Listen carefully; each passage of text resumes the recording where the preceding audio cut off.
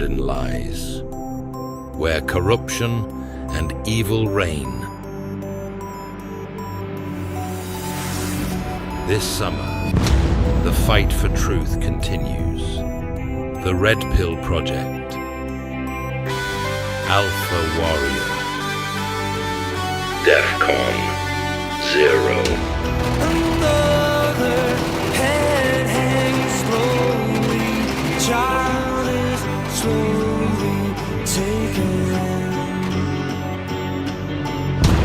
The violence causes silence. Who are we taking?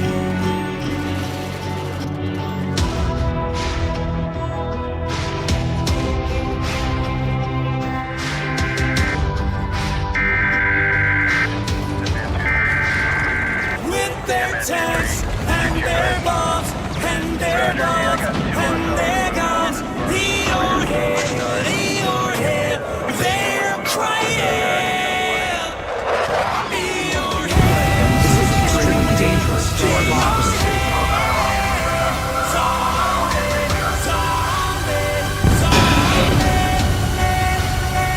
What's in your head? In your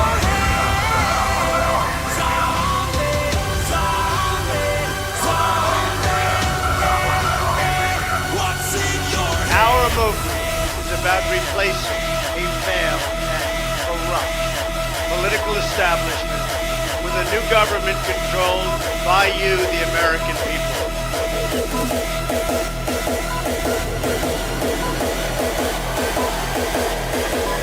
There is nothing the political establishment will not do. DEFCON ZERQ.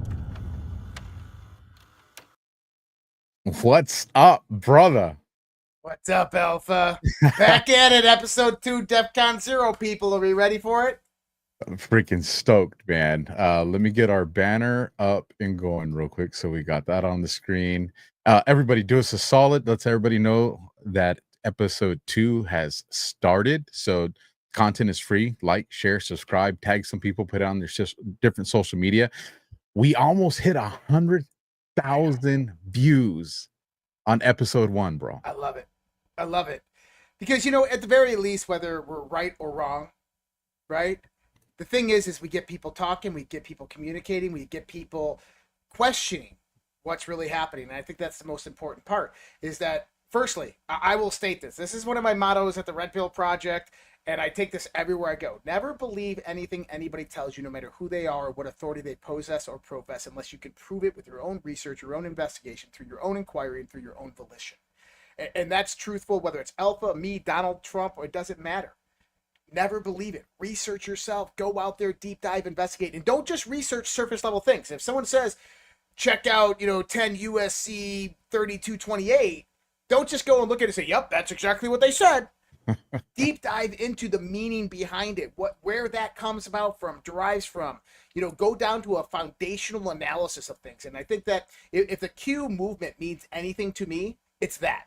It's exactly what I just said there, is that get a base foundational understanding of knowledge on what's happening and build from that point. Because using the Socratic method, that's what Q did to us. He asked us the important questions to make us go out there and go, well, what is that?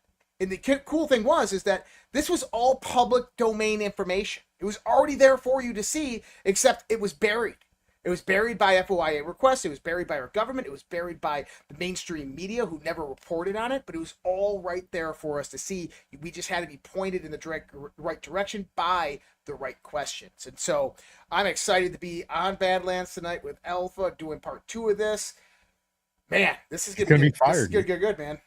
Listen, it's good to shake things up every now and then. It's good to break the mold and say, you know what, I'm going to make a path and go this way. And you guys are definitely going to get that with this show. But before we do that, we're going to pay some bills real quick. So we'll run through our 2 brilliant sponsors for tonight. Then we'll come back. We'll do a real quick recap. And hopefully by then you guys have all shared this out, whether you're watching on YouTube, shout out to our family over there, whether you're watching on X, shout out to our Badlands X family, or definitely watching on Rumble. So with that, let's get to these sponsors and we'll be back in just a second. First on deck, you guys, have you heard about President Trump's impact on gold? Every time Trump name surges in the headlines, gold goes with it. It happened the day he took office, and it's still going up. Gold doesn't just like Trump, it rallies around him. If you bought gold the day he became president, you'd be almost up $400 at an ounce by now. Here's the thing. Gold has been used as a store of value for centuries. The government can easily manipulate it, and it's known as a hedge against market risk and inflation. How high will the price of gold go under Trump's second term? Will gold continue to break records after 2025 and beyond? Learn about the IRS loophole that allows you to diversify your savings with gold and silver tax and the penalty free with a free copy of the gold and silver kit sent directly to your doorstep. Plus, you could qualify for up to 10% instant match in a bonus silver.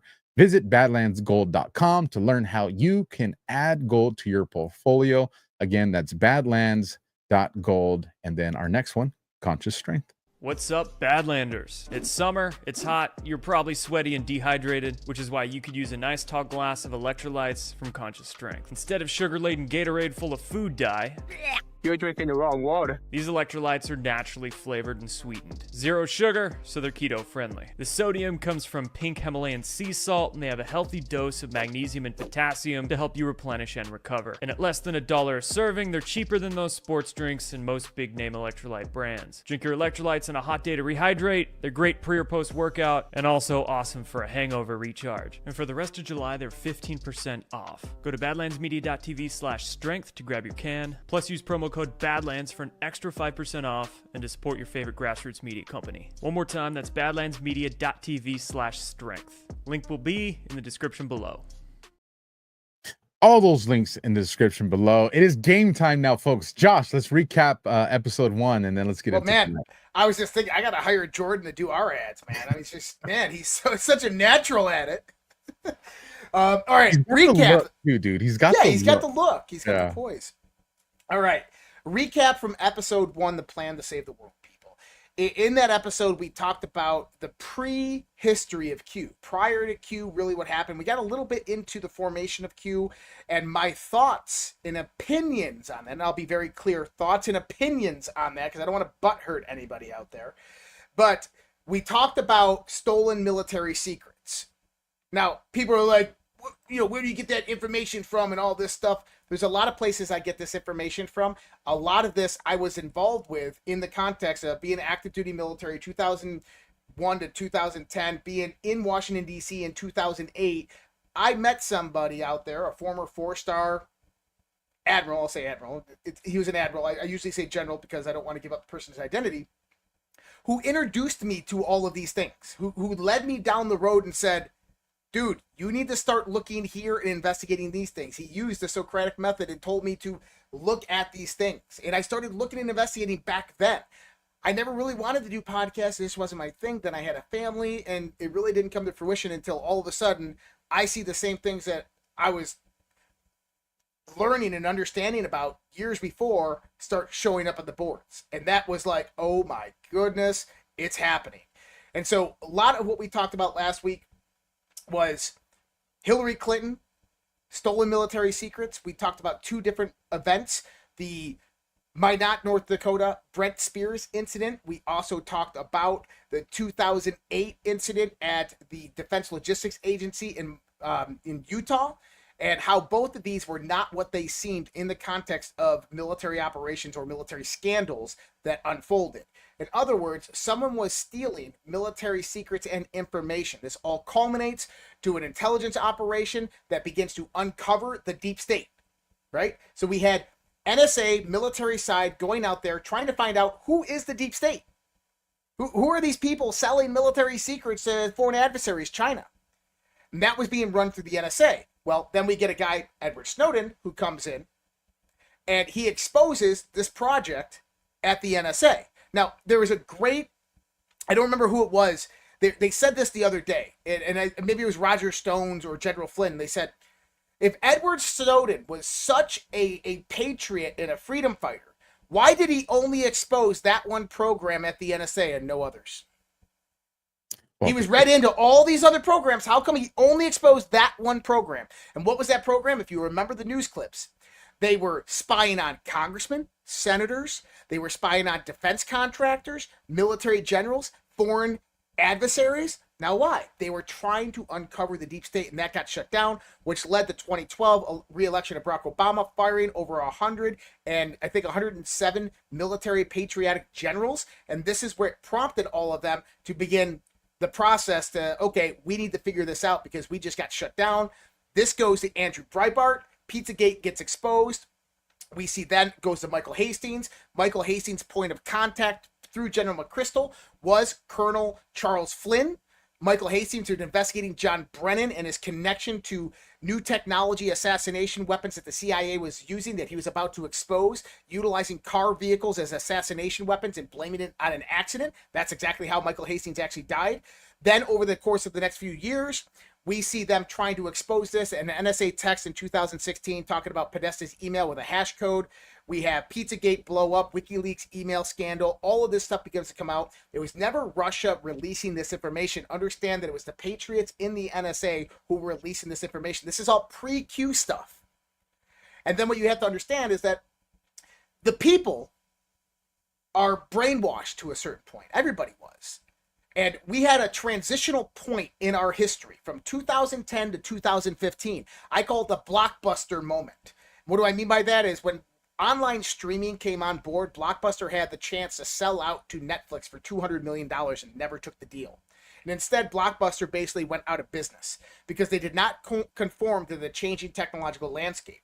Well, 2010 to 2015, we had massive IT infrastructure being put in place, being able to spool up servers on a moment's notice, any iteration you want, massive cloud storage capacity, which meant that these things worked a heck of a lot better downloading digital content and performing digital content. People were now consuming 30-second, 2-minute videos on Instagram and on Vine and on Twitter instead of watching 30 to 60-minute mainstream media news broadcasts. But the mainstream media was not transitioning over the social media. So it proposed this great idea that what if we can capture the minds of all the people taking part online and utilize psychological warfare techniques for the good, target Christians, patriots, conspiracy theorists, truthers, MAGA.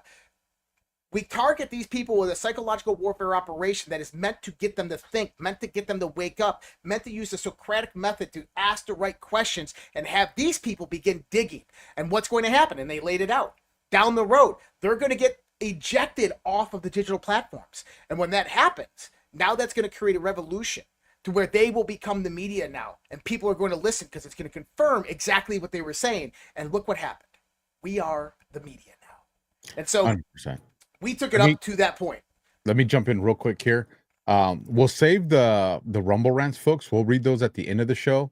But the ones that don't pop up, I'll read them when they come out or when you guys do the gifted subs. So just want to say a shout out to Fat Chance who gifted 5 subscriptions. Thank you for that. And then shout out to C Masters who also gifted 5 subscriptions. So thank you for that, folks. With that, I know I interrupted your thought, brother. No, you're good. Those will disappear. So I wanted to get to those. I want people to understand this too, is think about how they were able to figure out once they start putting this information out, these people are going to get censored. So they had an element of, now granted, I'm sure you're dealing with predictive analytics, you're dealing with, artificial intelligence. It's probably being used back then, but there's also still a level of faith in the people that the good people, that the digital soldiers, the Anons, the Froggers, they're going to not stand by when this happens to them. And they're going to create an alternate place for them. Now, they're going to throw some bones our way. And I think if we all reflect over the last, 4-6 years, we've seen those places where those bones have been thrown to us. But we've also seen how mainstream media realized, damn, we couldn't stop them from creating alternative platforms when we censored them.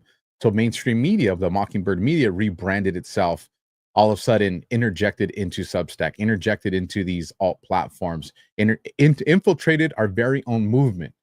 And we're seeing those now, FAGA. Dude, that was glorious. Some of the things you guys are going to hear tonight, we're definitely going to talk about the confirmation of 11.3, 11.3, whatever you want to say.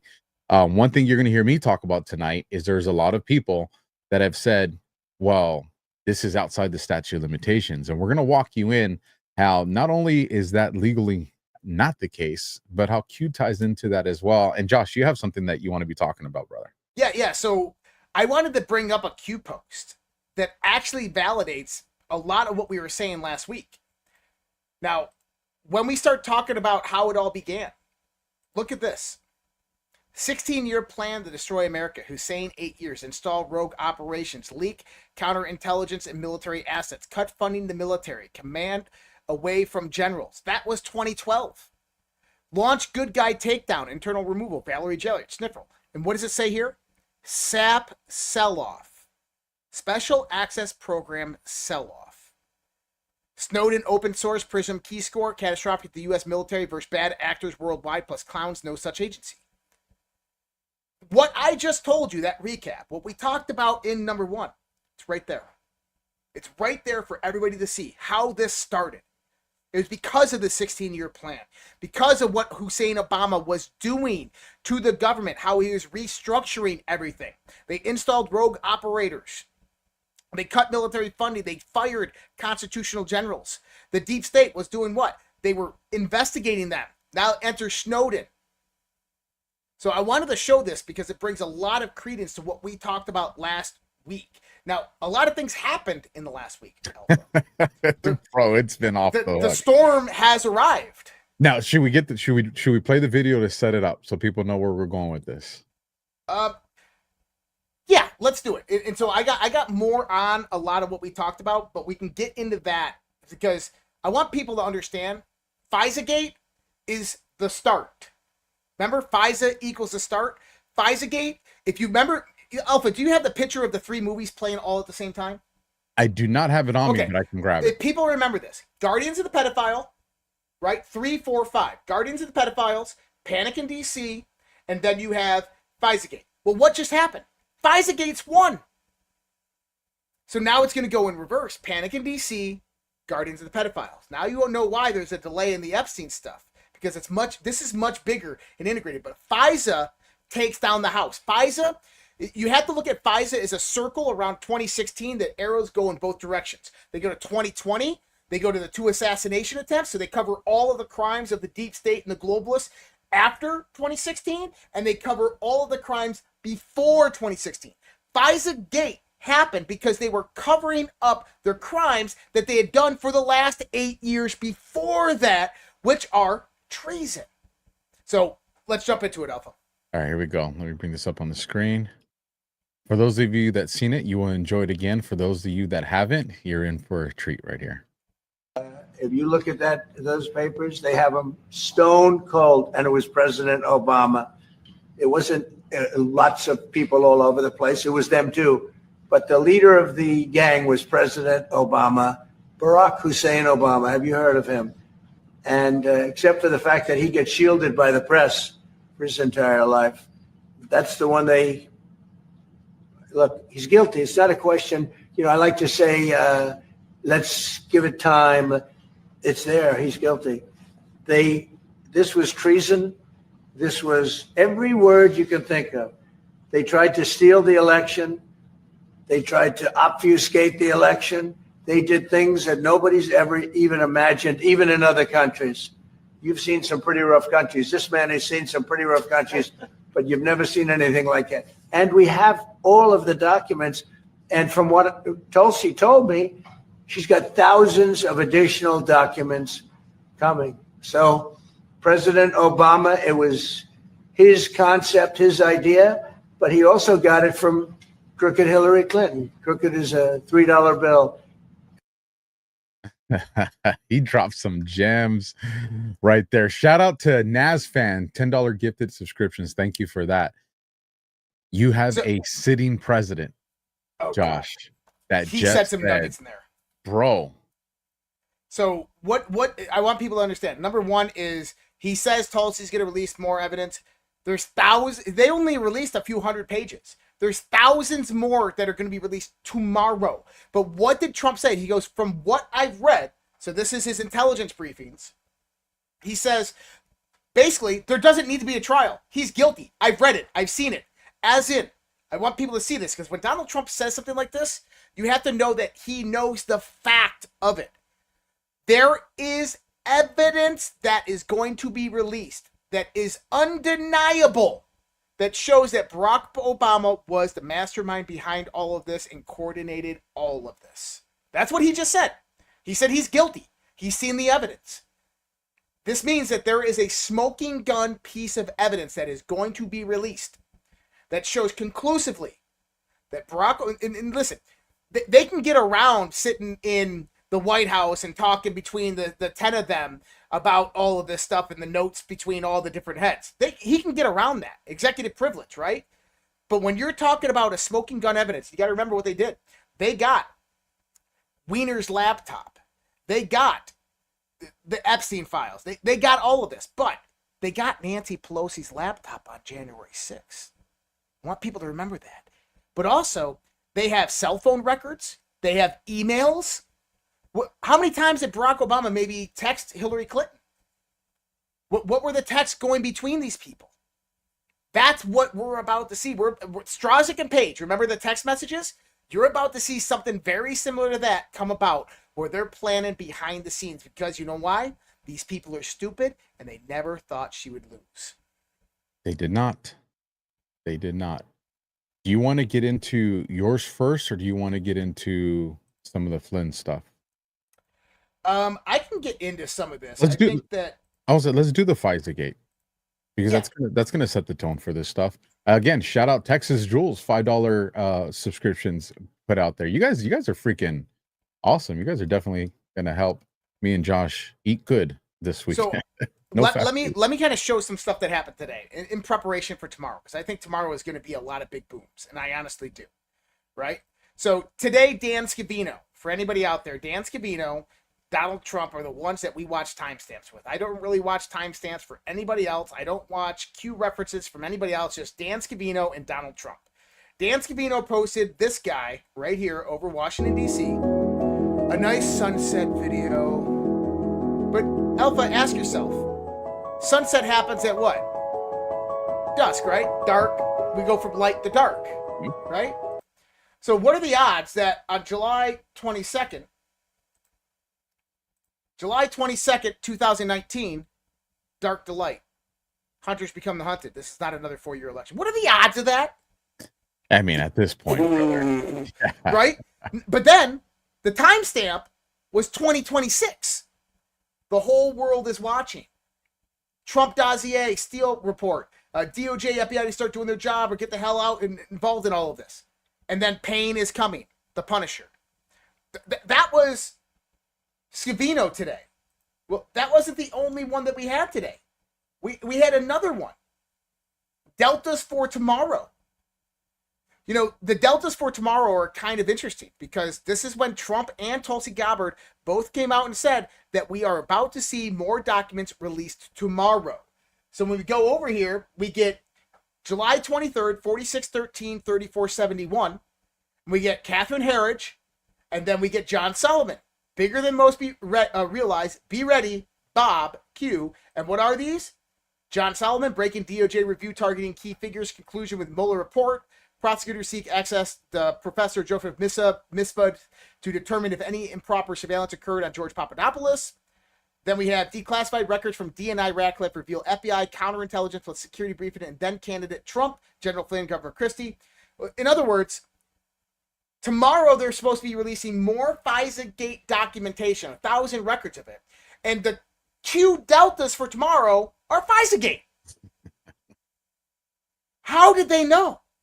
Well, I can take a guess at that. Palantir, predictive analytic AI software that our DoD has had since 2005.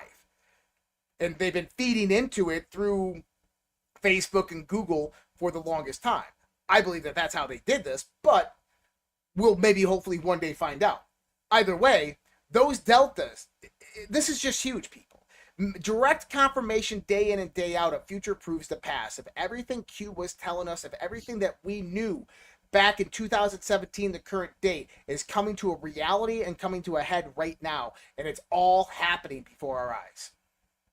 You know, I was gonna save these for later, but I want to interject them right here because they play out.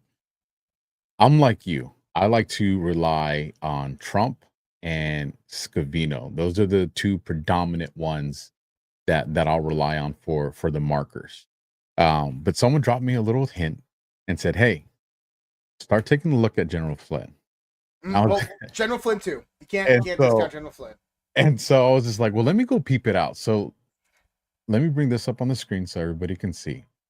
This was from General Flynn on July 19th. And we'll go more into this one a little bit later on when I bring up these graphics. But for now, this is West Coast time. So this is really 6-7. This is 8:58 Eastern time, but it's a July 19th one. And so I said, well, let's go peep out July 19th first. And there's I believe there's a total of 17 on there. I'll have to go look again because I found that interesting. But when you go to 4607 right here, let me zoom in on this so people can see it a little bit better. This one right here. 3 stars. Are you ready to serve once again? You. Now, it's interesting to note that in his post on X, if you go back there, that you have, go to the coup d'etat, America coup d'etat. That's from the Q boards. It is. We're gonna go there. Okay. we're gonna go there.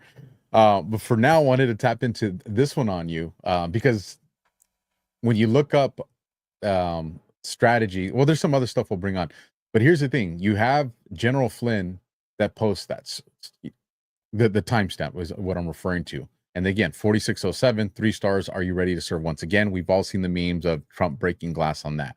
But then when you go to the timestamp, which is 8:58 Eastern for the morning, it brings you right back to. I love it. Yes, bro. Trust the plan. There's so much more to this one post by Flynn. I mean, the content itself, but I'm plugging it in here because I want people to see this. Like, this is playing out in real time as you're seeing it right now. Who's the one that has been pushing, Crossfire, Hurricane, the Russia hoax, FISA? The general has been slamming on this for the last couple of weeks. And then he wants to go put up that post that has the Q meme that was on there that you reference on July 19th, where it has a post with 3 stars. Are you ready to serve once again? I mean, Josh. Well, and then Alpha, is it possible that Donald Trump brings in General Flynn as his next national security advisor? And if he does, what would be the purpose? Because there's a lot more information and evidence out there of what has happened. There's bodies of emails out there, right, Alpha? There is.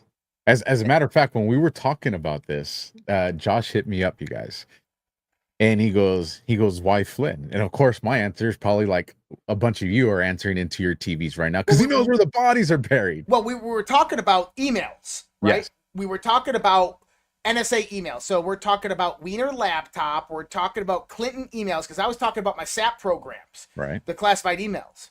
So the question is why would you bring Flynn in? Because he knows he was a part of that operation prior to all that stuff. So why would you bring Flynn in? And I said, well, who knows where the bodies are buried? And I said, General Flynn. Of course, General Flynn. And I said, what bodies? And then that's when the light bulb went off. And I said, email bodies. The bodies of emails. Who knows where the emails are buried? General Flynn. And that just takes us down a path of just, especially when you just, again, a sitting president that just told the American public, the world, not just the American public, the world, that Obama committed treason. Yes. That he planned it. It was his idea. He got some stuff from Hillary, but he's saying, listen, this is the leader of the coup. This is the Manchurian candidate. This is where all eyes are at. Now it's interesting because a lot of people will tell you that you have to be at war or there has to be a foreign adversary in order for it to be considered treason. And this is where it gets really, really interesting, people. You know, who did the DNC? Hillary Clinton and Barack Obama and the U.S. Intelligence Agency and all these people, Susan Rice, Valerie Jarrett, all of them collude with.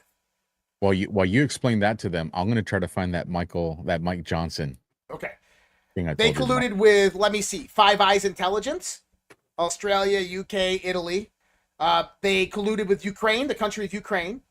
They colluded with China. Well, what do I mean by that? Like I said, FISA Gate opens the doors beyond what we can ever imagine. So what is Josh talking about here? So I'm gonna share a clip with you. And I did find it. You're Okay. gonna love this. This is a post that I have on my X account at Real Joshua Reid. SAP programs. A classified segment of Clinton's emails were marked ORCON or SAP, Originator Controlled and Special Access Program. That means that even Congress couldn't have viewed them without agency permission. Why? Because the intel was so sensitive, it includes things like SIGINT, human, possible covert operations and assets. And then there's two parts at the bottom here, and I want you to pay attention to this.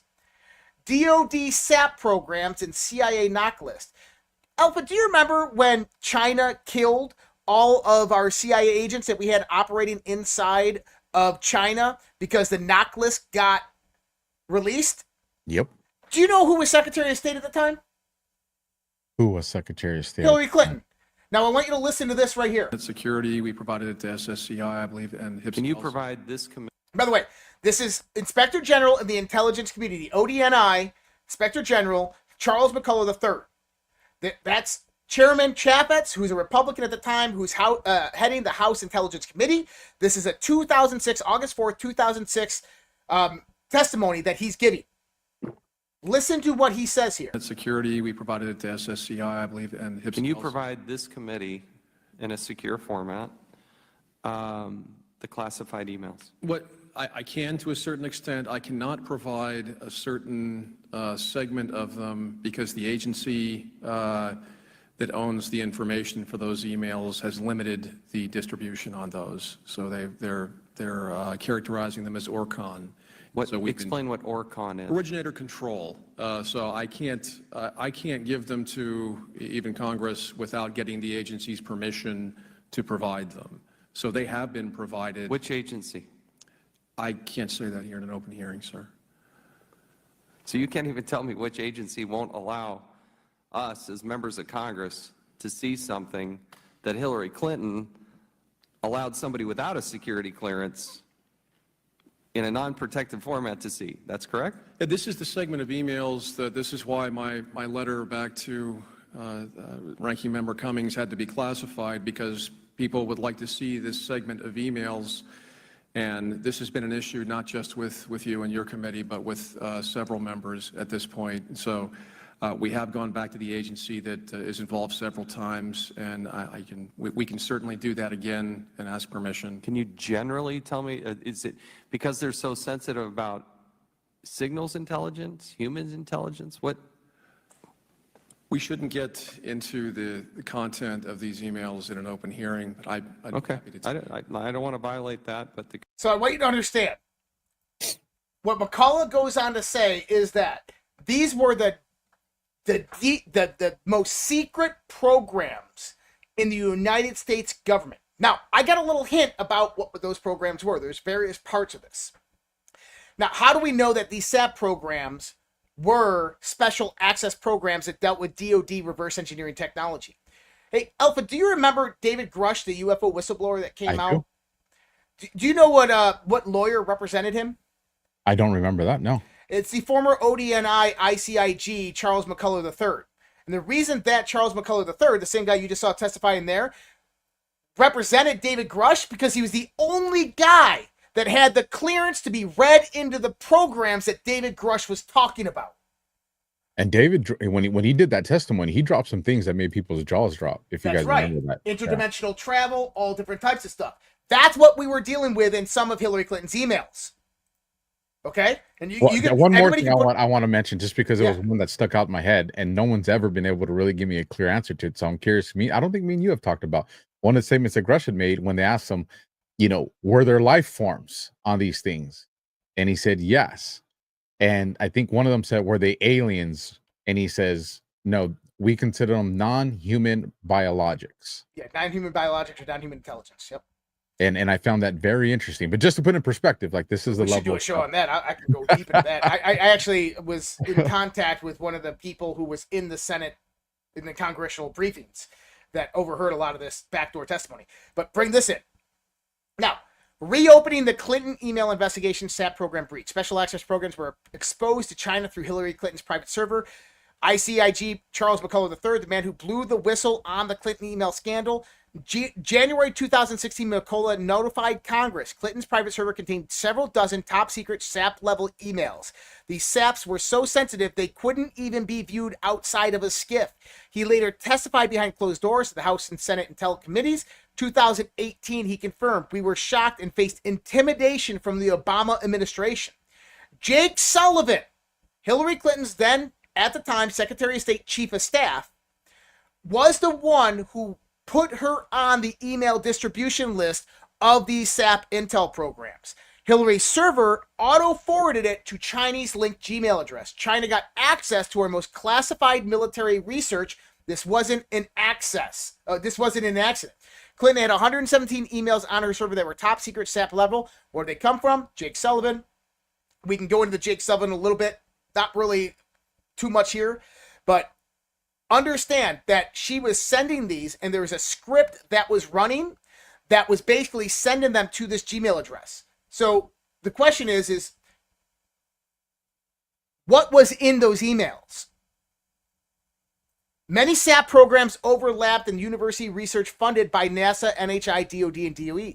Then came the arrest under Trump's China initiative. What was in those SAP programs? This is what I talked about last week. It was professors and universities who were getting access to these SAP programs. Everybody remembers Charles Lieber, nanotech, quantum materials, NIH, and DOD grants. You have a Ming Hu, funded by NASA, mechanical and biomedical engineering. Zhang Cheng, energy systems, thermal science, DOE grants. Feng Tao, nanoscience. Meiqing Zhao, mathematics, NSF grants. Simon Eng, electrical engineering, NASA grants. Xingji Li, neuroscience, NIH funding.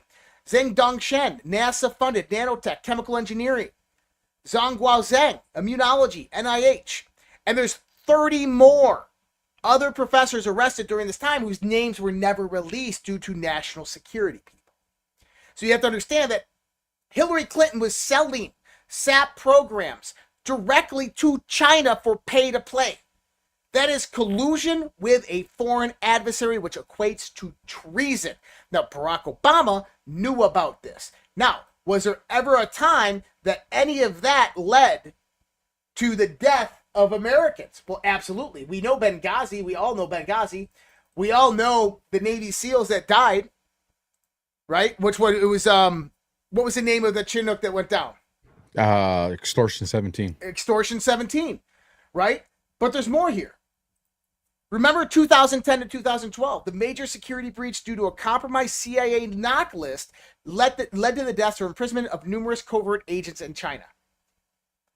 Just remember, it was the same time that Hillary Clinton had a private email server sending TSSCI, Orcon, and SAP programs emails to China.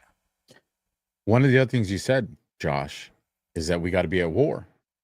We are at war. 100% we're at war. And you have President Trump, if you guys rewind the clock all the way back to COVID, he said, what'd he say? We're at war. China's attacked us with this. That was the first one.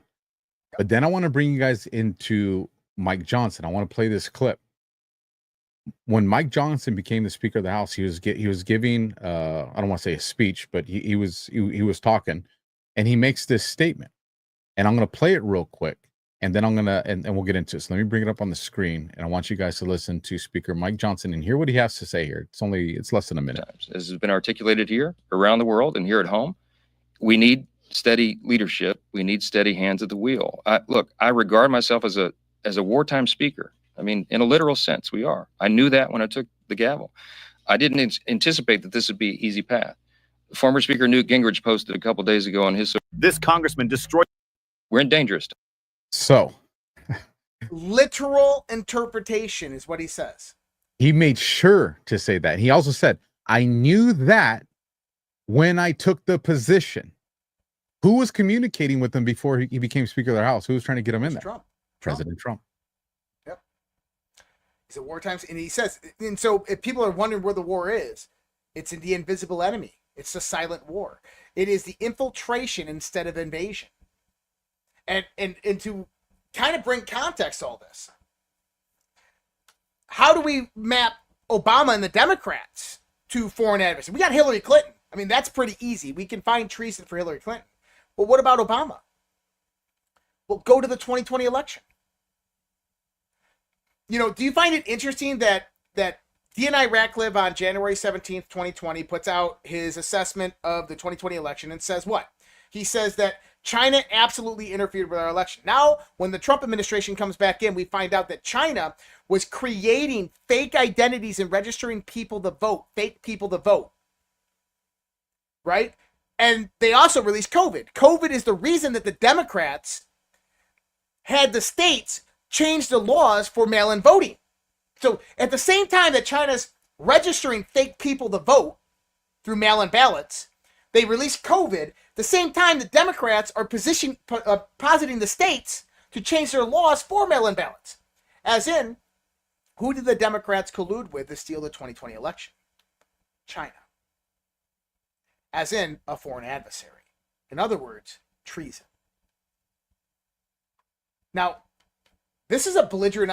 This means that from 2016 to 2020 or to 2025, our country was under a belligerent occupation, people. It doesn't get any more simpler than this. Trump was president, but never fully president. He was surrounded, undermined, and restricted. Declassified documents were buried. His directives were slow-walked and ignored. Every action was leaked, framed, and sabotaged. Courts and agencies were packed with loyalists to the deep state regime. In legal terms, this amounts to a belligerent occupation, the unlawful control of sovereign government functions by a hostile power.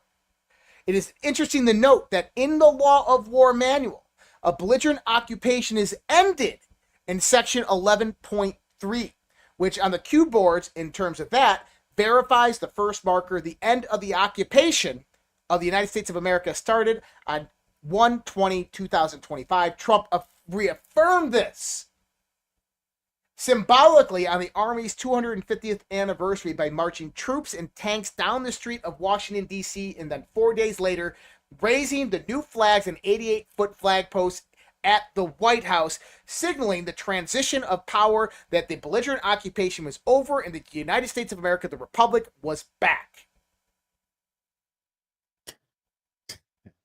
You brought up China, brother, and you brought up 11.3. And I want to bring your attention to this one, 4524, all the way on the far right. I can make it a little bit bigger if you guys, let me see. Click on the arrow to the right of it. See the arrow on the post right there, the right arrow on the right-hand corner? Yep, click on that. Can you see it, or let me make it a little bit bigger?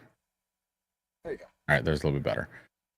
June 25th, 2020 is the date. 4524 is the post. It's a Twitter post, and it says, good catch. Coincidence? Important people understand for future events. Assumption or intel base. All assets, kill brackets F, kill brackets D, deployed. D plus China equals 11.3. Now, what does that mean? Deep state plus China equals 11.3. As in, when you neutralize China and the deep state, 11.3 first marker begins. Now, interesting enough, did you see some of these classified documents that were declassified that came out yesterday? A few of them. I haven't had a chance to go through all of them. Most of the ones I went through, actually, shout out to John that put them out there. Those were the ones that I got to see. Yep, I want to bring something up here. Now, you saw how in that post, if you look at that post again, you see how the D of Democrats or deep state is in parentheses. Did you know that is only used in legal intelligence and academic circles? Look at this that was released yesterday. No Democrat Party. I saw that yesterday, and that got past me. I didn't catch that. As in, Holy whoever wrote the cue smokes. boards was 100%. either a lawyer, intelligence. There you go. Dude, holy smokes on that, bro. That's a good catch. Mhm. That's a damn good catch right there. But so when you see D in kill brackets, which I think is Democrats deep state, plus China equals 11-3 first marker. Well, what happened? That was the collusion that they did from 2016 to 2025 to try to overthrow the United States of America, what they didn't expect for. And the reason why the 2020 occupation of the Biden debacle that came in for 4 years didn't work because of us. Because we took back over the idea of information, because we are the media. You know, Alpha, you go back to the idea of a multi-domain battlefield. You go to space, land, sea, air, cyber. These are all different domains on the battlefield. But here's the thing, is there's one domain that encompasses them all and interweaves them. It's the information domain. And what did Flynn say? We have to redefine the idea of information. Digital soldiers, digital warriors, we are the reason that from 2020 to 2024, Biden, Obama, the deep state did not succeed. Because the mainstream media had already lost power and control. The majority of the people were getting their news and information from Badlands, from Alpha, from Josh, from people like us, because they no longer trusted the mainstream media because of a 7-year-long campaign to ingrain it into people's minds that they do nothing more than lie and usurp the American people. So by the time 2020 came and they played their final card to steal the election, it was already over because they had lost the domain of information. Speaking of by land, by air. Oh, dude, you saw that too? By sea. I'm going to bring it up on the screen right now. You have Ivanka Trump that this past week posted this. It's not her first time posting that. She posted something very similar to that back in like 2019 or 2018. But I find it really interesting because one, if by land, two, if by sea. And this is one. Now, interesting enough, that is one. And what did we just see start? The first movie. And it's by land, which means that the first movie is domestic, the deep state. If by land means that they're already here. Listen, there's a lot of different shout outs I'll give with the by land that's been unfolding. Oh, let's hear it. So, well, one, you have what they call as an immigration issue, or an immigration crisis, but that was an invasion. We all know it was an invasion. We know by the age of the military age males that came through, the ones that didn't have families. We know that specifically, aside from the ones from the Middle East, we saw a large amount of military age males that came from China. And so when you're talking by land, I think this is one of the things that she's referencing with that invasion. And again, this goes back to, we didn't have a chance to ever talk about this on DEFCON. We did talk about it on my show. This was a couple months ago, Josh, if you remember. For those that don't know, we have the largest U.S. military presence right now at the southern border. That's right. In the history of the United States. 20,000 plus troops. Now, with that, Josh, but we have the border secured over 99%. That's right. We've pretty much shut down human trafficking as well as narcotics trafficking at the southern border, but we're still maintaining the largest military presence. Well, it's why the No Kings riots never happened. Exactly. Because here's the key for everybody out there. When you have Hezbollah Unit 910, Al-Qaeda, Taliban, when you have ISIS-K that came over the border for the last 4 years, that have infiltrated our sanctuary cities and other various cities in our country. And we're not talking about hundreds. We're not talking about thousands. We're talking about tens of thousands of terrorists. We're talking about probably 1 million Chinese military-age males that came over the border. This is an army sleeping in the United States of America. If they began their reign of hell, taking one city over at a time, Just imagine if you had 100 terrorists in one city. Fuck that. If you just had 20 terrorists in one city and they broke up into 4 groups of 5. You have one group of 5 go become active shooters on one side of the city. They get an all call to that area. Police all respond. They're never going to catch all of them all at once. It's going to be hours long operation. In the midst of that, the other 4 teams of 5 go take out telecommunications. They take out power. They take out water, and they take out armories. They lock down police stations, just like the dry run during the George Floyd riots. They take down National Guard armories, and guess what? The National Guard and the military would not be able to deploy within 48 hours to those cities, which means that they would be lost. It'd be Fallujah all over again. Let me add some more terrible news to that equation, Josh. We also talked about this, and I'm glad we're having this conversation now so people get context. This is the severity of this by land thing. You know who had police stations inside the United States? What country? China, New York City, LA, San Francisco, Chicago. A lot of the main cities that were named in this No Kings protests were the same cities that had these Chinese CCP police stations. Now, I've asked around. Nobody's been able to give me clear information on this outside of we don't know, but we suspect it, is they were tapped into I won't give the name of the database, but the databases that we use in law enforcement. Now, people would say, well, why is this important? Because if you want to run people that own firearms and want to know where they live, that database is going to have it if those firearms are registered. So now you're talking about the CCP that has this mass deployment of troops that are on U.S. soil that also know where the people are that own the firearms that would be a threat to them. Why is that important? Because if you were going to strategically place these units around the country, you're gonna place the stronger ones in the areas where you know that there's a high volume of potential people that would do this. Now, who else? Okay, but there's a lot of people that own firearms, Alpha. Yeah, there is.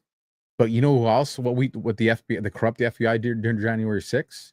It had a list through predictive analytics and other stuff of the exact Americans who would be the kind that would lead a revolution, who would lead a civil war, who would take on this. So when you combine the intel and the data that they got from January 6th and combine that with the information that the CCP had access through their CCP police stations in the States, now you know exactly who to target if you were going to do, an internal, facade civil war and attack from the inside, the interior of America. That's why that is so dangerous. Incredibly. And so why the 20,000 troops at the southern border? Because instead of a 48-hour response time, Donald Trump can deploy the military who's already active, already ready, already outfitted anywhere in the country within a matter of 2 hours. And the proof is in the pudding because he did it in Los Angeles. Because he did it in Los Angeles. And if they started rising up in cities, you would see the 101st Airborne paratrooping into these cities within hours. And those people will be screwed. And this is how you know when you study the boards and you study Trump and the statements that he makes, how he's multiple steps ahead. Why? What was one of the first things he had Pam Bondi do with the what did we recognize the cartels as? Terrorist organizations. Terrorist organizations. And so a lot of people say, well, how in the world was President Trump able to deploy, the military troops without having you asking for it?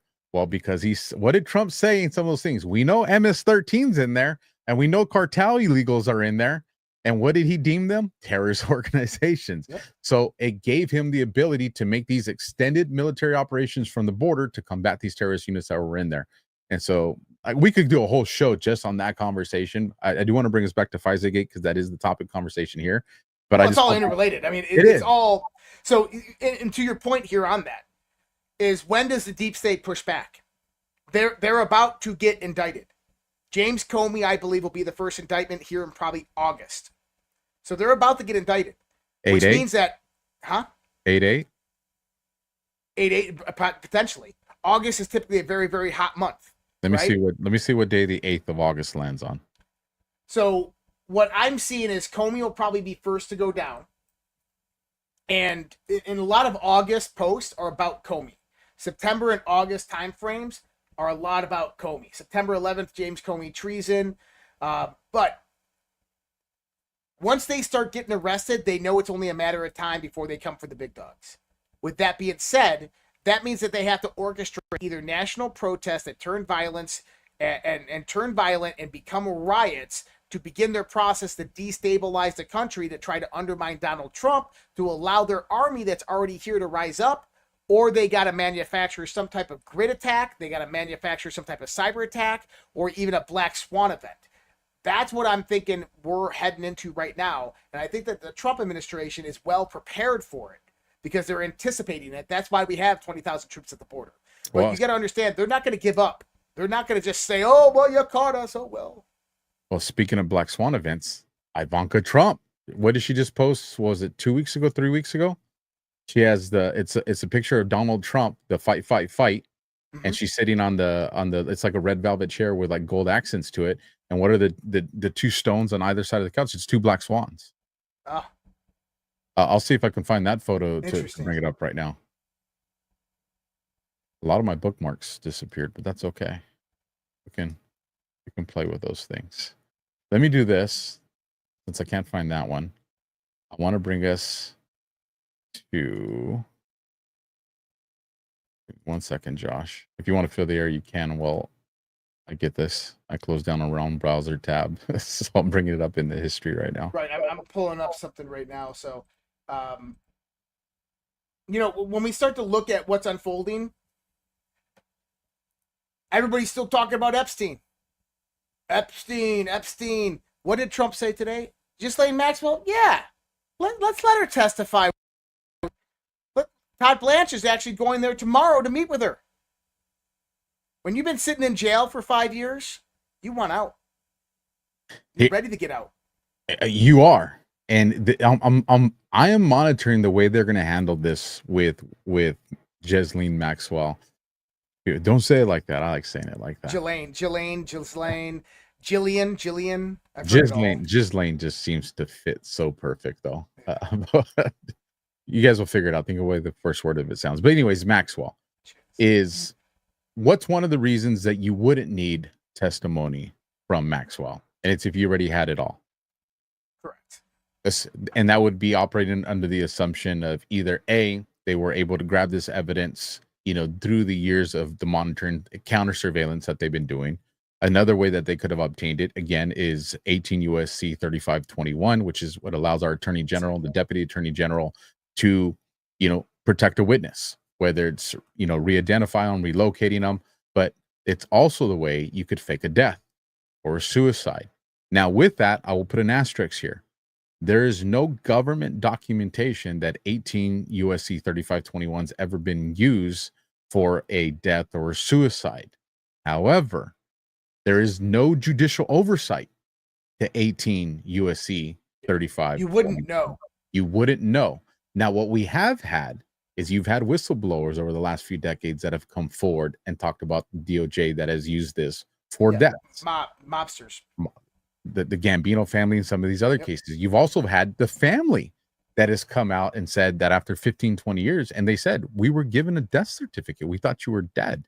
So you do have unofficial through whistleblowers and family that have confirmed that the government has deployed this. But again, bringing it back to 18 USC 3521, if people want to look it up, this outlines the structure. It explains in there how a judge, there's no oversight. Nobody knows this. You would not know how it's orchestrated. But I also want to reaffirm what you're saying. So one thing that we've learned, Ana Paula Luna Phase 3 came out the other day, right? And what did she say? Why isn't anybody talking about how Abbott, the deputy director of the FBI, destroyed the Epstein evidence? As what she's saying is that Obama holdovers in the DOJ in 2020 came in and destroyed the Epstein evidence. This is why Pam Bondi said today, if you listen to her words closely to what Pam Bondi says today, she says, the joint statement by the DOJ and FBI on July 6th remains as accurate today as it was written. Namely, that in recent thorough review of the files maintained by the FBI in the Epstein case, no evidence was uncovered that could predicate an investigation against uncharged third parties. There is so much to break down there. Number one, recent thorough review, files maintained by the FBI, key and point. There's still some at SDNY, etc. But what did she say? could predicate an investigation against uncharged third parties. Well, is there a third party that's already been charged? Ghislaine Maxwell. So let's assume that it doesn't matter what is Epstein, whether Epstein's in WITSEC, Epstein's dead, it doesn't matter. Okay? It could have been a Rommel trial for all we know. He was just given the option to take himself out, right? What happened prior to Jeffrey Epstein going to jail? Remember, Elon Musk came out and said Donald Trump's in the Epstein files. Then he said Steve Bannon is in the Epstein files. Steve Bannon left the White House after disagreeing with Donald Trump in early 2017, mid-2017. Where did he go? He went and spent a year with Jeffrey Epstein. A year with Jeffrey Epstein.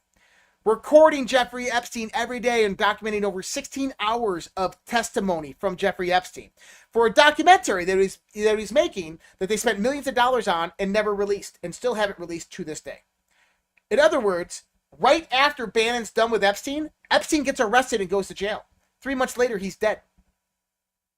So what happened there?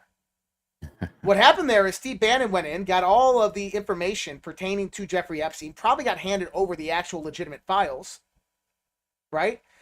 Records it. Now Trump has that. Probably one of the things they're at Mar-a-Lago trying to get. He doesn't release it. He holds on to it because that's good compromise. That's good leverage. Absolutely. Then what happens? We have the setup that just came in 2025.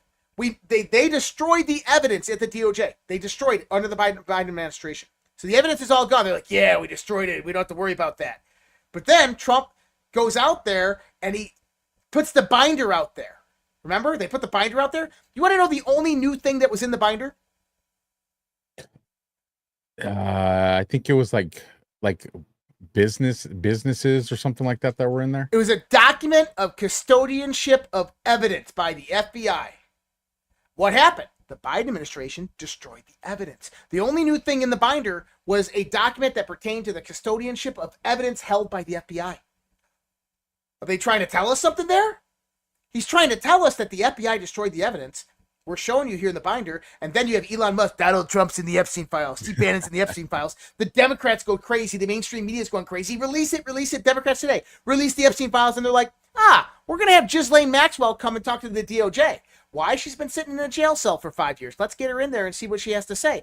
And imagine her testifying in front of a grand jury or in front of Congress, corroborating her story, and the Democrats come out and say, well, there's no evidence of that, throwing the Democrats under the bus that they use partial Epstein juice against many people within FISA gate. Because that's what the grand jury testimony is going to probably show. And Ghislaine Maxwell comes out and proves this, but the Democrats go, you don't have any evidence. There's no substantiated evidence of this. Ghislaine's just trying to cut herself a deal because Trump's in office, and then boom, Steve Bannon releases the information, the Epstein files, everything that he got, Jeffrey Epstein on video himself admitting it. It's all there. That's the great setup. I wanted to find, I have one that I wanted to show you. Do you remember when the DOJ FBI memo came out? Mm-hmm. The one that doesn't have any signatures and January 6th. That created a lot of the the one regarding the Epstein files. Yeah, January 6th. Or July 6th. Sorry, July 6th. So, and everybody got pissed off about it because they said, they're saying that they closed the investigation with this. There's nothing to investigate no more. And so, you know me, words matter, especially when it comes to law enforcement documents. And that's what it was. Well, if you guys go to page 1, that first sentence on that, it reads that they did a systemic review of the Epstein investigation. When you go to page 2 of that document, at the very top paragraph, it talks about Bongino and Cash did an investigation into Epstein's death. Now, why is this important? Because you have one document that identifies the different usages of words, a review versus an investigation. They did an investigation into Epstein's death, but they did a review of the Epstein case. Now, with that, I want to bring up what Pam Bondi put out today. Let me bring this up on the screen so everybody can see it. See, I can make it a little bit bigger for you guys. There we go. Yep, Let me read this real fast. Yep. So, the part I want to read is, I'm looking for it. Name label. Oh, here we go. Namely, thank you. Namely, that in the recent thorough review of the files maintained. So now you have two different times. You have a memo that doesn't have a signature to it, but they've acknowledged it, at least in portion, as being accurate, that has the DOJ and the FBI logo on it, where they said they did a review of the Epstein case. Here you have Bondi again referencing it. This is today. And what she says, we did a review of the files maintained by the FBI. Maintained by the FBI. Why is it? It's extremely important, the words here, and this is why. And this is what I told everybody. If Pam Bondi would have came to me as the special agent in charge to head this investigation, it was mine. You know what's the first thing I would have told her, Josh?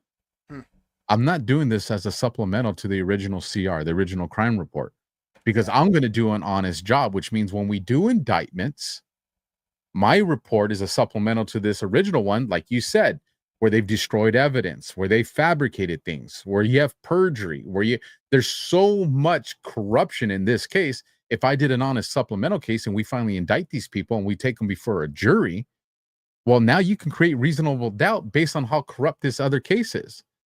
But if I started a new investigation, a RICO investigation, I could review the existing one, not as a report, but as an actual evidence item in of its own.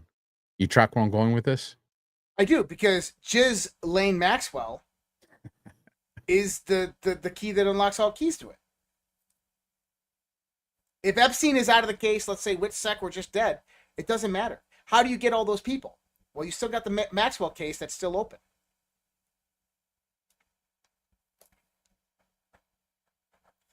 I want to bring up He's about one to pull more. up a boom. I know it. That goes back. But this! Well, to bring it back to this one, I have it on two different browsers. So it's, I had him on the same one, but I closed it out. So now I'm having to go back and forth. So my apologies for the pause, because I want to bring it back to Obama. Yeah, President Trump, we saw the video that we started off with. We've had the comments that he said over the last few days. We're in the month of July. This post, let me bring it up on the screen so everybody can see it. This post is dated July 27th of 2019. And it says, this is from Donald Trump. And this is dated December 12th of 2013, his Twitter post. How amazing, the state health director who verified copies of Obama's birth certificate died in a plane crash today. All others lived. When President Trump comes out and he tells us that Obama is the one that started this, you have to understand and look at Obama as the Manchurian candidate. And the reason— You ever seen the video of that, by the way? Of which one? So the plane crashed in shallow water. Oh, no, I haven't seen the video of the plane. Oh, yeah. crash. So I've there's seen the video is out there. Of it, but the not plane video. crashed in shallow water, and someone's videotaping it, and you see her get pulled down, and there's someone underwater pulling her down and drowning her.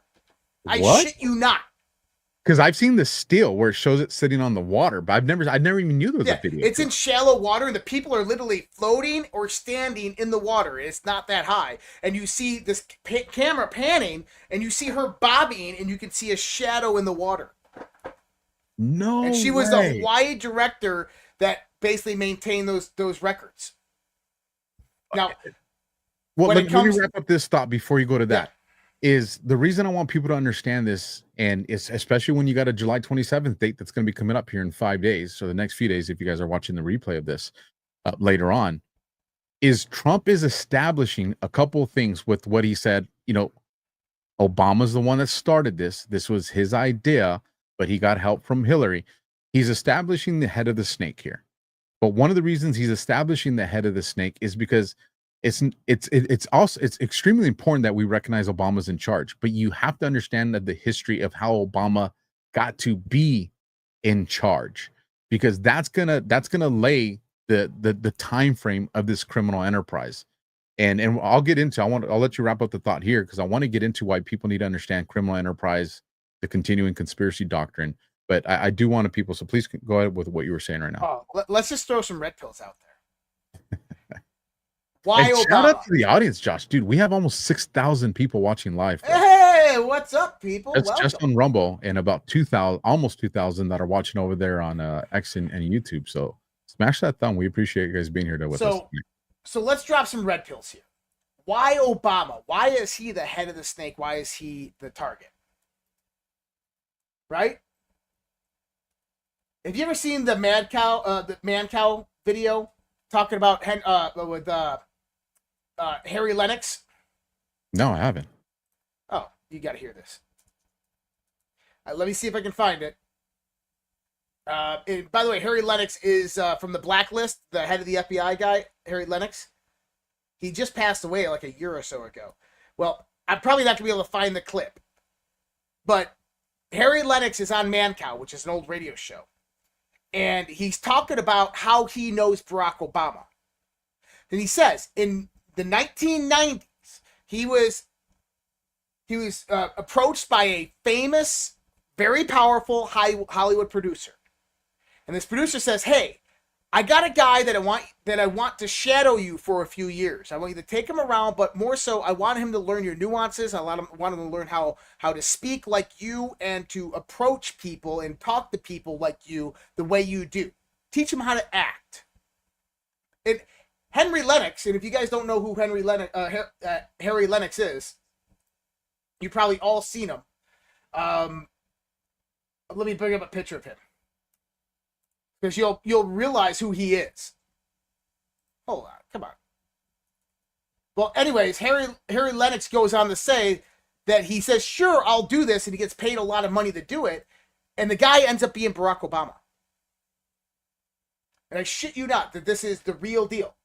So, and you're wondering who he is, we'll pull him up right here so people can say, oh, that's Harry Lennox. This is Harry Lennox. You've seen him on tons of different shows. Oh, I'm not playing it. You've probably seen him on tons of different shows. Oh, now I recognize the guy. Yeah, now I know exactly who you're talking about. I'm better with faces. He's on Mancow in 2011 talking about how he groomed Barack Obama to be the great speaker that he is. And he did it for a period of 2 to 3 years. Okay? Now you go in, Obama disappears. All of a sudden, 2004, Barack Obama comes on the scene. Out of nowhere, he's running for senator. Have you ever heard of the Sinclair confessions about Barack Obama? Of how he was giving Barack Obama blowjobs in the car, right? Larry Sinclair, he's in bad shape right now, yeah. Oh, he's dead. I think he's dead. But did he pass away? I think he passed away like 2 years ago. No. He's still alive. Oh, is he? Oh, well, let me make sure we're talking about the same. Yeah, we're talking about Sinclair. He did an interview on Tucker. Yes. Yeah. Yeah. He was actually going to come out. He was going to come out of my show. But he's in real bad shape. Yeah, he's in real bad shape. But he said, if you don't believe me, ask Michelle about the mole on the right side of Obama's. Right. So, anyways, Obama rises up out of nowhere to run for a Senate seat in Chicago. Now, did you know that the only way that they knew that Barack Obama could win that Senate seat is if they redistrict that area, because it's the rich area of Chicago. So they redistricted to actually include all the poor black neighborhoods. Okay? So then he gets elected and they immediately changed that district back right after that. Now, do you know what family? By the way, the same family that was indicted on federal charges of money laundering in 1998. Same family. The same family is the one that spent the millions of dollars for Barack Obama to get that seat in 2004. Do you know what family that was? I do know because Colonel told me about it, but I don't remember the name. The Pritzker family. Yeah, there you go. And who's the governor of Illinois? Pritzker. That's who brought Obama up to power. Okay? So then, 4 years later, he runs and wins. But here's the thing. Right before the 2008 election, a company known as the Analysis Corporation, TAC, okay, is caught breaking into federal records, the Passport Administration, and changing the passport records of Barack Obama. Now, interesting enough, do you know who the founder of the Analysis Corporation, TAC, is? Who? Let me pull it up for you. And by the way, the guy who broke in was caught. 3 days later, he was found dead in his car with a single gunshot wound ruled a suicide. Of course. This is the founder right here of the Analysis Corporation. I can't read it. It says John Brennan. No. Now, oh, bro. so if anybody wants references to this, to go out there and deep dive into this, they can go look at Q Post 1018 and 1017. The Analysis Corporation. Track edits. Watch for the magic bot.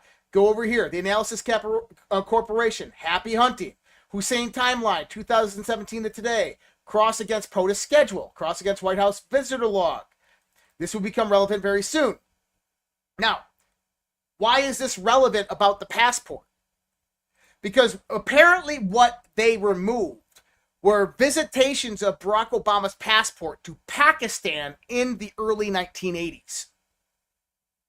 Now, John Brennan was CIA chief head in Southeast Asia during that time and had been visiting Pakistan multiple different times, and Barack Obama lived in Southeast Asia at that time.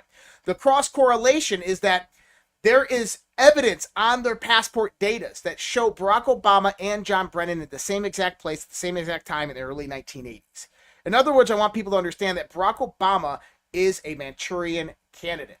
Barack Obama, his family, is nothing more than CIA operatives. He was recruited. He's a Manchurian candidate. And this is why he's the head of the snake, because he's not the only one. Now, did you see this astronomy CEO that resigned because he was at the Coldplay concert with his girlfriend? Oh, yeah, I did see that. Do you know who his girlfriend is? Who? Do you know who she's married to? No. She's married into the wealthiest family in Massachusetts, known as the Cabot family. The Boston Brahmins. This is old American aristocracy. They've chased their roots back to 1690. They ran the Lowells, the Forbes, and the Cabots, ruled the slave trade from 1690s into the 19th century. She's married into the Cabot family. Now, what university in Massachusetts is Donald Trump suing because of their endowment? Harvard. Where do all the secret societies come from? Yeah. Ivy League universities. Who are all the members of the Trilateral Commission, the Council of Foreign Relations? They all come from where? Ivy League. What about all the congressional and Senate staffers? Ivy League. You ever notice how all the deep staters are Ivy Leaguers? Because that's where the secret societies are. Well, how do they all stay alive? It stays alive because of the endowments. And what happens, I want to show you this, is that the Low family was actually, Percival Low was one of the heads of Harvard.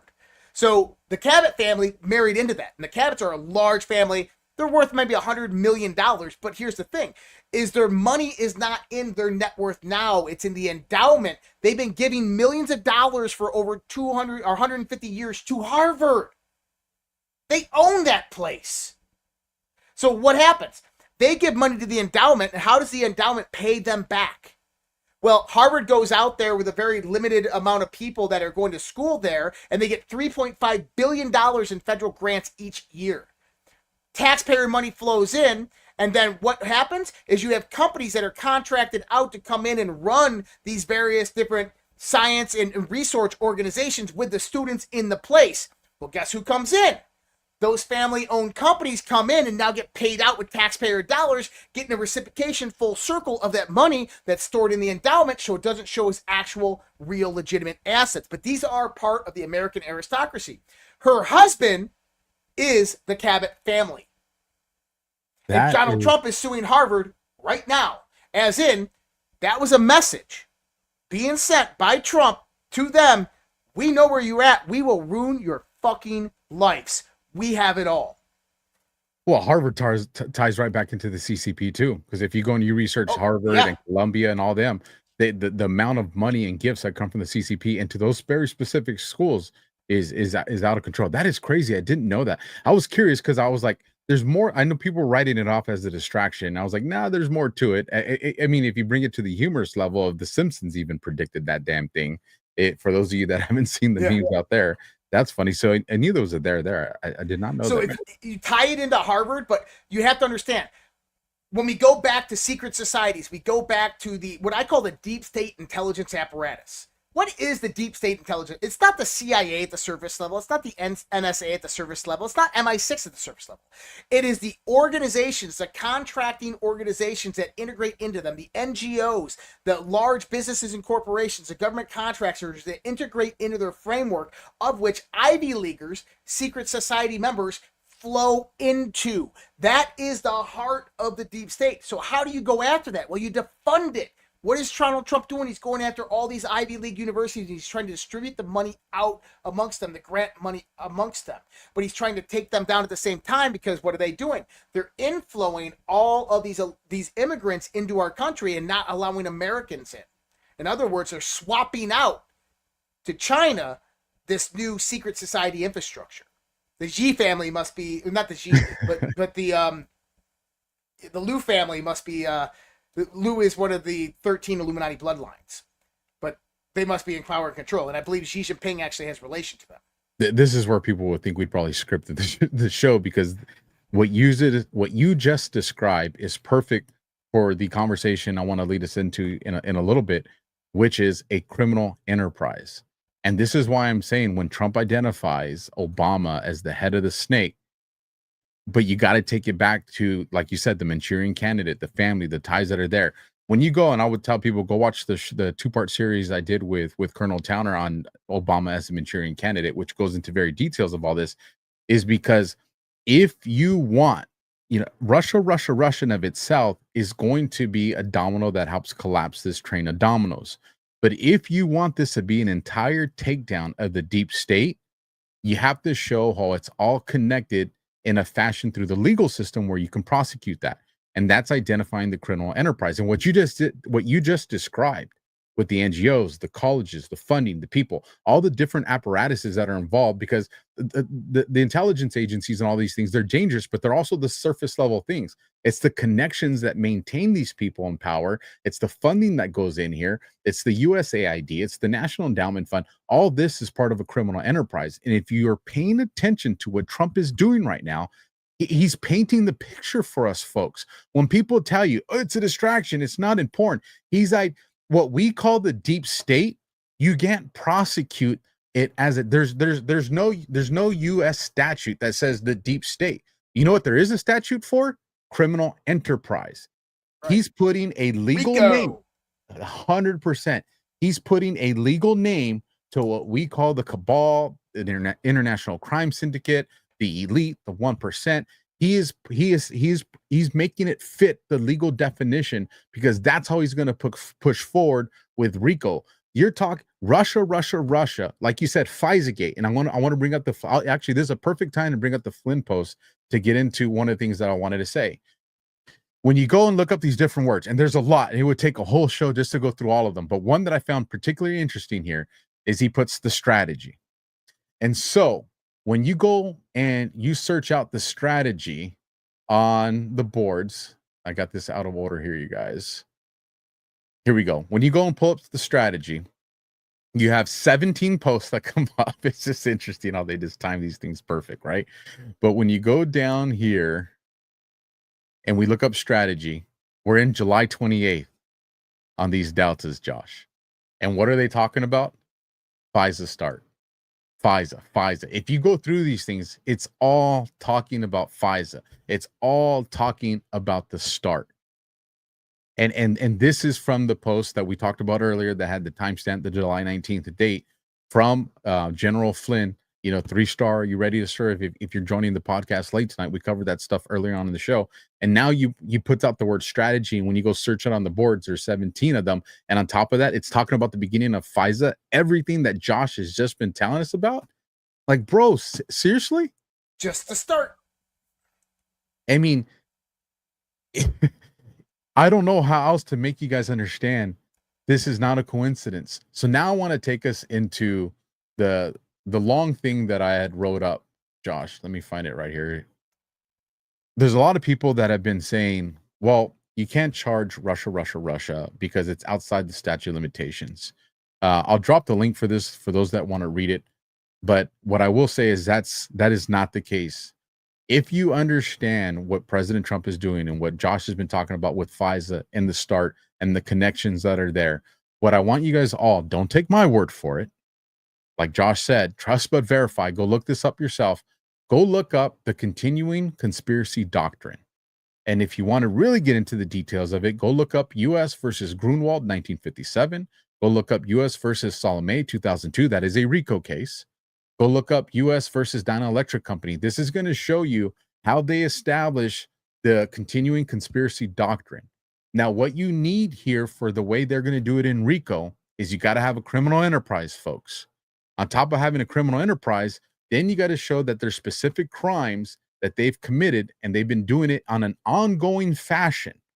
The coup, the cover-up, all these different things. Here's a key point that I will read this.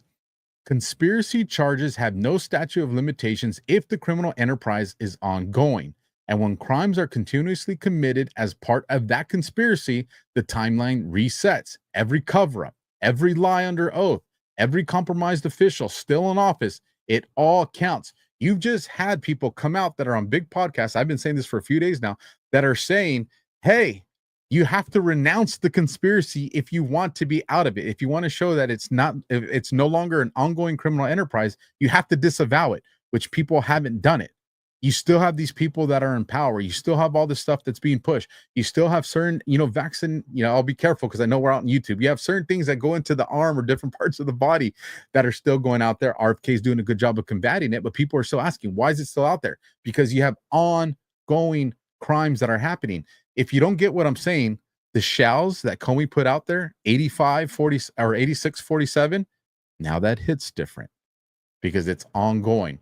So here are the different statutes, but here's two that I want to bring up. They're the first two. Now, I did not look at the boards when I did this order, Josh. This was just me working off of my background and experience when it comes to understanding RICO, because I did this in the gang situation. I wanted to show people how these applied. But once you're done, I'm going to play for a short little clip for everybody that validate everything you're saying right here. 18 U.S. Code 2384, seditious conspiracy. Now, I'm just going to do these two. I did a whole list of them, but these two, I want you guys to understand how they apply, especially when it comes to Russia. The legal requirements. 2 or more persons conspire to overthrow, put down, or destroy by force the U.S. government, or to oppose by force its authority, or to prevent, hinder, or delay the execution of any law of the United States. How's the application of this to the Russia hoax? While force is a required element, courts have interpreted this to include concerted efforts to subvert lawful functions. In certain cases, when paired with other felonious acts, if government officials use DOJ, FBI, and intelligence assets to sabotage a sitting president through fraudulent means, knowing abusing FISA courts, leaking classified information, and interfering with the execution of Article 2 powers, this could constitute unlawful conspiracy or to delay or obstruct government functions. This is legally sound as a plausible argument, especially when paired with obstruction, FISA abuse, and RICO conspiracy. The force threshold, which would be the most contested and would require proving institutional power, was weaponized maliciously. And there's already case law that shows how I explained it. The next one I'll read, and then I have one more picture that I want to show, and then we'll go to your video. This is 18 U.S. Code 2381. This is treason. Levying war against the United States or giving aid and comfort to its enemies. Application to the Russia hoax. If evidence surfaces that actors knowingly collaborated with or used foreign intelligence, UK's MI6, Ukrainian sources, or other foreign adversaries to sabotage an American president and to deceive the U.S. public and institutions, it could rise to treason. The aid and comfort standard could apply if hostile foreign entities were knowingly assisting in the destabilization of U.S. governance. This is possible, harder to prove. Stronger if future declassified material shows collusion with hostile foreign actors or foreign countries that assisted in direct harm to U.S. national security would make them hostile actors, if not currently identified as one. Examples of this: Ukraine, Serbia, Five Eyes, etc., the CCP. Well, also, I want to throw in there Iran and North Korea. Pallets of cash, uranium 1. North Korea, Donald Trump 2018 went to North Korea. What do you think he got? He got the transcripts of Barack Obama's conversations using Kim Jong-un. We got it all. if you want to know why Trump brought up treason, if you want to know what some of the charges you're going to probably see, let's go back to the boards and let's look at the picture they put us out. This is 4508, dated June 24th, 2020. And it says Barack Hussein Obama, 18 U.S. Code 2384, seditious conspiracy. And treason. 18 U.S. Code 2381, treason, bro. Isn't it interesting? Those are two of the same words that DNI, Gabbard, and Donald Trump all said, and Mike Davis and all these other people. 100%. Now, Mike Davis actually validates everything that you just said there in a very, very quick sentence. So he was on Benny, and he's asked about the statute of limitations, and this is what he said. Limitations, Ben. Generally, the statute of limitations for federal felonies is 5 years. So you say, oh, this was 2016. We're well beyond the statute of limitations. Guess what? You're not, because this is an ongoing criminal conspiracy. When you conspire, in order for the conspiracy to stop, you have to disavow the conspiracy. The ends of the conspiracy have to end. They haven't. They are covering up the conspiracy. They are perjuring themselves. We saw perjury by high-ranking Obama officials during this ongoing criminal conspiracy. I think it was in 2022. So we're well within the statute of limitations. And I would say to these Biden Democrats, justice is coming. I would be very, very scared if I were you. I don't think we'll put you in Mike Davis's gulag, the Viceroy's gulag, as we joke, as we troll. But justice is definitely coming, and I think the Bureau of Prisons will have plenty of space for these people. He's talking. Whoa, you pulled yourself off screen. I did. He's talking about Barack Obama. He's talking about Hillary Clinton. He's talking about these people. Now, guys, buckle up. This is going to get good. Now, we're going to see a lot more come out in the course of the next week. Next week's show is going to be off the hook because of what's going to come out over the next few days. But before we do end Alpha, there was a comment that I wanted to take in. I wanted to talk about it because it'll be the scope of one of the shows that we'll do in the future about my favorite Q post, Q142. Bring it up. I want to see it. I can bring the comment up. So this was from Lonesome Fugitive. He goes, the Illuminati started in 1776 in Bavaria by Adam Weishaupt and was known as the League of Just Men. You're not wrong. But actually, there's way more to that. In 1666, Sabbatai Ze'ev declared himself the Jewish Messiah, even though he was an atheist, and went out there and amassed millions of followers. Within the midst of that, the Ottoman Empire actually invaded, and he had to convert to Islam.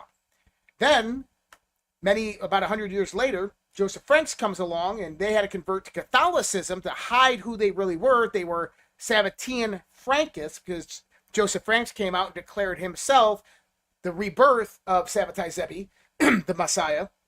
And he gains a massive following of a lot of the Ashkenazi Jews, Khazarians, in Europe.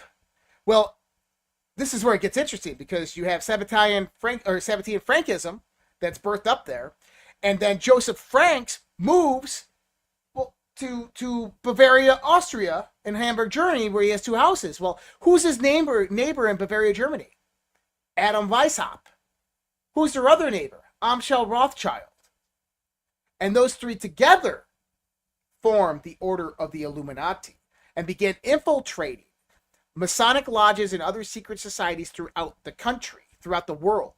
This got to the desk of George Washington, who said, we will not allow the Scottish Rite to infiltrate our ranks here in the United States because they are infiltrated by the Order of the Illuminati. When you go into the Rothschilds funding Napoleonic Wars, when they go into the 1850s, the Socialist Revolution in Europe, people didn't know this, right at the heart of socialism, when Karl Marx came up, who he was married to a cousin of the Rothschilds, you have the European Socialist Revolution that tries to overthrow the monarchies in Europe. And then this goes into the Bolsheviks. But what births out of Sabbatean Frankism? Political Zionism. Oh, going back that route. That's another show, guys. We will talk about that show another day. That's Q Post 142, where it talks about the bloodlines, the illuminated bloodlines. We'll get into the history of all of that. We'll do a lot of those on those like kind of historical Q posts. We will break them down in full scope. The last thing I want to say, and we'll get into the Rumble rants. And let me let people know ahead of time too. We're not doing the call-ins tonight, you guys. I'm having some technical difficulties with this because I wanted to be, crisp when we do it. So just bear with us because it is our intentions to do that because we have fun with it. We know you guys are going to have fun with it. So hopefully I can get that hammered out. I'm not a techie guy, so I'm working through it. But we'll get into the Rumble rants. But a lot of people right now are saying, well, you can't focus on Russia. You can't focus on Obama. We can only be focused on Epstein. That's the only absolute priority. This is what you guys got to understand. It all leads back full circle to take down these players. Remember this. Did Al Capone go down for all the murders and the crimes that he did? No. He went down for a paper crime, for a tax crime. And so understand that when you have institutions that have destroyed a lot of evidence, compromised it, purged it, false witness, and all these things, President Trump, he is working it so everything's covered. The board say we have multiple scenarios that we're prepared for. And so you guys have to consider that. So understand that they lead to the same thing. And what am I saying that? I'm going to bring this up on the screen. This is actually from a New York Times article. And surprised they put it up there.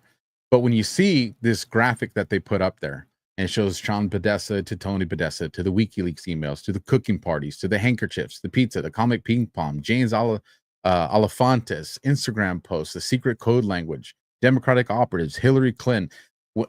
Now, if you go and you get this post, and you get the one we showed, earlier today, that shows up on the boards too, that has the Obama and the Clinton ones, and you overlay these, what you end up coming to the conclusion of, the majority are the same players, folks. The same players. And so understand, you're going to get this. Now, we all want it to be, hey, we want to see the stuff go down in Gitmo. We want to see the military tribunals. And there's a very strong likelihood that we will. But there's also the likelihood that there's another way to maintain order and humanity in this country and in the world, where these same players go down for stuff that maybe is not the beautiful movie that we picture, but they still go away for the rest of their lives. We don't know, but just understand what Trump is orchestrating is legally sound. So don't lose hope with that, folks. Well, and I think that what we're seeing actually right now. So just today was announced that the former lawyer of Epstein in the Florida case died today. Right? How many members? We have 10 members of Senate and Congress no longer seeking re-election. Right? So Erwin Rommel never faced a trial. Instead, he was offered a grim choice October 14th, 1944, after being implicated in the July 20th assassination plot against Hitler, either commit suicide or endure a public trial for treason, which would have included public humiliation, family reprisals, and certain execution. By accepting the former, he spared his family and preserved his public reputation. Rommel trials, people. You are going to see a lot of these people probably just mysteriously die and pass away. I like agree John with McCain, because that was a Rommel trial. Yeah, with the wrinkled flag. Yep. Rommel trial. John McCain. And you're going to see more of that. So we had a super chat that came over. That's what they call them in YouTube, right? Super chat? Yes, super chats. All right. So from Kathy LaBelle, we'll start with her and then we'll move over to the Rumble stuff. We are all loving this show. Thank you, guys. Well, thank you for that. So with that, let me see. I think I can show that one on the screen too. Boom. There you go. Kathy LaBelle, we're there on YouTube. Thank you for the $20 super chat. And so now we'll go into the Rumble stuff and I'll bring that on the screen for everybody to see. Let me see if I can make this bigger for all to enjoy. Give me 1 second. Once I do this once, I'll know how to do it in the future. All right, there we go. So we'll start from the bottom. We'll work our way up. $50. Wow. Seamasters. Let's support these guys and show our appreciation for everything they do in the information war. How's about a $5 challenge? I like that. And it looks like Ryan Hayes 72 took him up on that with the $5 and said, I will see your $5. Thank you for that, Ryan Hayes. $10 coming in from the final demand. Flynn mentioned military tribunals in regards to Obama. You hear Trump mention quick trials for dealers, human traffickers since becoming POTUS. Only quick trial we have in MT Montana, right? Or I'm thinking it's MT. Was he talking about the deep state? Huh. Well, I did see the video that Flynn put. Actually, I think I might even have it bookmarked if you want to take a look at it. I don't know. I mean, possibly. I mean, there's multiple references to military is the only way. I don't know. You got any additional thoughts on that one, Josh? I don't. All right. So we move on to the next one. $20 from Listone69. You guys are so informative. Love you guys. Well, thank you. And we love you for the support. Shout out. Oh, Brad Maker 62. Thank you for being here, Brad. $50. Joining at Seamasters Challenge and raised him by 45. Semper Paratus. Definitely love that. Listone 69 coming back $20. You guys are so informative. Love you too. Wow, thank you. Then we got Death Blossom 17, $20 Rumble Rant. Here's to two great minds, Patriots and Warriors. Thank you for that. $20 from Crispy 13, if I read that right. Suicide Weekend Inbound. Finally. I definitely think we're going to be seeing that.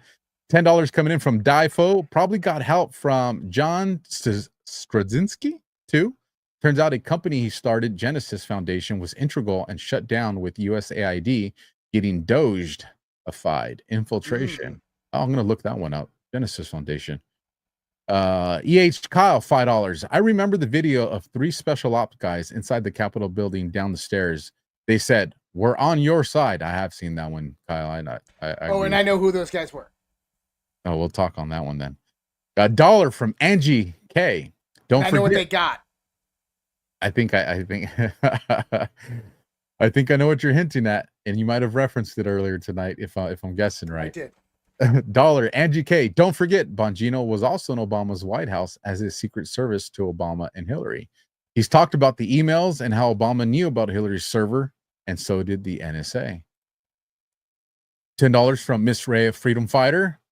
Get new headphones. Yeah, they're referencing my right ear one over here is Mine bugs me after wearing it for a while. Yeah, it's I do. I need to get new headphones. They're not cheap, folks. They're not cheap. $5. L Harris 24.94. Meeting the $5 challenge. Thanks, guys. Highly informative. Thank you for that. Make sure you guys share this stuff out so everybody can hear it. $5 again from V Ruman. Thanks for the master class, and it's appreciated. $10 from Difo. August 9th is the sturgeon moon at the best time to catch the big blue fish. And you reminded me, August 8th lands on a Friday. So, and we've seen Trump likes to execute things on Fridays, especially with news. $5 from Up North Soon. I hope Muslim Brotherhoods have been labeled a terrorist group. I think we probably see that in the future. Wait and stand by. They haven't yet, but there are people pushing for it. $1 from Nathendi, at Nathendi. Okay. I guess that means follow. I will definitely search out that handle. Let's see. $10 from The Final Demand. Wasn't Bannon on Miles Go's yacht when he was arrested? Yes. Is that the right name? He was on someone's yacht when they were there arrested, and it was big. That would be 2 big cases. Bannon was a weird part of it. Yeah, that was Miles Go's yacht that he was on. And he's still in custody, folks. For those of you unfamiliar with Miles Go, that's an interesting one. $5 Texas Jewels. $5 rent challenge. Josh's Deadwood travel fun. I like that. $5 from S. Busen. Challenge accepted. Enjoy the show. Love you guys challenge each other and people answering the call. $20 from Nevada Night Owl. Great show, guys. Thanks for all you do. And you guys keep it going with the support. Trust me, it's appreciated. $10 from The Final Demand. You guys promised to deliver the Q posts in a way we haven't seen yet, and you made good on that promise. Q posts are the base, but the way you guys explain every detail. Thank you. God bless you and yours. And thank you for that support. And we'll keep doing it the way we are. $5 from Garden Guys. Is this the rug to stand on? Oh, I'm not sure which one you're referencing. Let's see. That came in at 9:03. So it was about 10 minutes ago, 15 minutes ago. I don't know, Garden Guys. I don't know if you want to kind of expand on that. I would answer. So I can't answer your question. I don't know what you're referencing. $2 from Melindy. Loving the show, fellas. Wondering what drop 789 is because of the timing sequence last week. Thanks. I think Josh is going to look that up for you, and we'll have that answer in just a second. 789. Again, $2 from Melindy. Part half developments in Texas scoop to a Texas scorecard independent reporter. And then there's a link there on X. Definitely take a look at that. And then part 2 of that post, developments. Oops, it moved on me. Developments in Texas regarding Operation Lone Star. And then another link to Joseph Trimmer. I will definitely take a look at those. $10 coming in from Ravlin. Thanks, guys. Well, thank you. $5 coming in from, man, you guys are awesome. I thought we would have been done by the list already. You guys, listen, if you put them there, we'll read them. Tamra C. Flats, $5 challenge accepted. Thank you. Snapcake, $5 challenge accepted. Thank you. JLB 2516, thank you. Great show. Can't wait for the next episode. Neither can I. Rebel Nader, $5. Okay, taking on that challenge. And last one coming from Lopat67. Hot damn. Perfect timing for this show. Thank you, Alpha and Josh. Keep on going. And thank you guys for that support. Josh, were you able to find 789? Yeah, 789 just global ambassador, global epic, talking about Bill and the Gates Foundation. I don't see any of the relevance in the context of where we are at today, so I apologize. Yeah, I'll have to look at it. But next week, I think we're going to start taking the phone calls in the last half of the show. So let's put that out there. And I have an outro video. So if we want to play an outro video today, I have one for everybody. Now, if you guys love our intro, that's done by a dude we know. He owns Upside Down Media. You got it right this time. Yeah, they're awesome. You can find them, Upside Down Media, all one word, on Rumble. They only got a few subscribers, but go over there, give them a follow. My intros are on there, a whole bunch of other videos they made. But the video I'm going to play for you is one that you've probably seen, but it's going to be done in a different way. And you'll see some stars of the show kind of pop up throughout there. There's some good nuggets. There's always Easter eggs in these videos. All right. Well, we got 2 more that came in at the last second. So let me get these. $5 from Elise. Challenge accepted. Thank you. And $20 from Tina 2X88. Love you guys. $20. Thank you. So with that, Josh, if you're ready, hit play. And you guys, do us a solid. You guys got us up to number 3 on the leaderboard last week. I don't know if you guys up to number 1. I was like, holy smokes. I had told Josh, man, I'm going to be happy if we make the top 25. And then it was like top 15. And then it was like top 10. And it was like, holy smokes. And then we're like at number 4. I was like, man, this is great. And then it finally found its resting spot at number 3.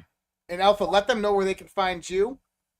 Yeah, absolutely. You guys can find everything Alpha at alphawarrior.tv, or go search out my Rumble channel, the Alpha Warrior Show. Or if you want to get into the trenches of information warfare, at X Alpha Warrior X. But like I said, that's where you'll find everything me. And you? Yeah, and for me, guys, redpills.tv. I'm all linked up over there, redpills.tv, or easy redpillproject.substack.com, on X at Real Joshua Reid. Please give me followers up there. I got to catch up to Alpha.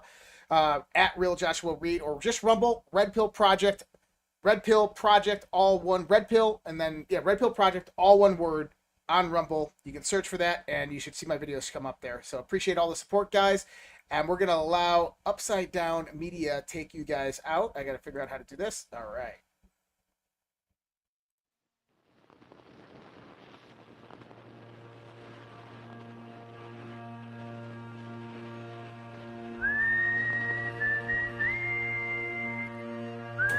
With the unbounding determination of our people, we will gain the inevitable triumph, so help us God. Shadows in the sky, footsteps in the night behind me. Let me tell you why you're here. You're here because you know something. What you know you can't explain, but you feel it. You felt it your entire life, that there's something wrong with the world. Wolves hiding nearby, whispering do or die around me.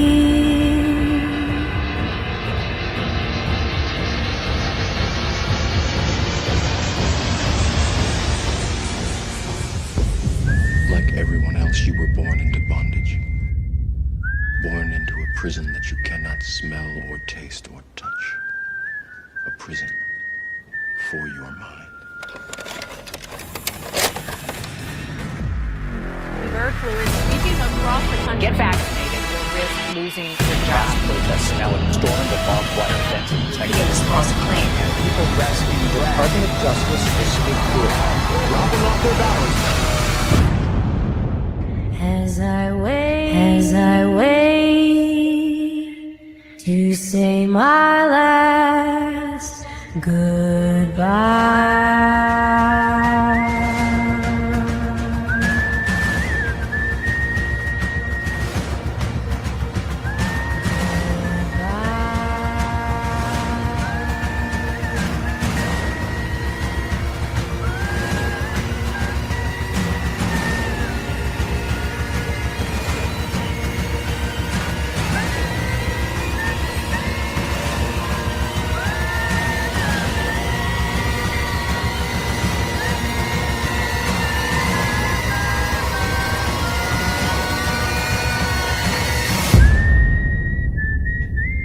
I suddenly feel like things couldn't possibly get any worse.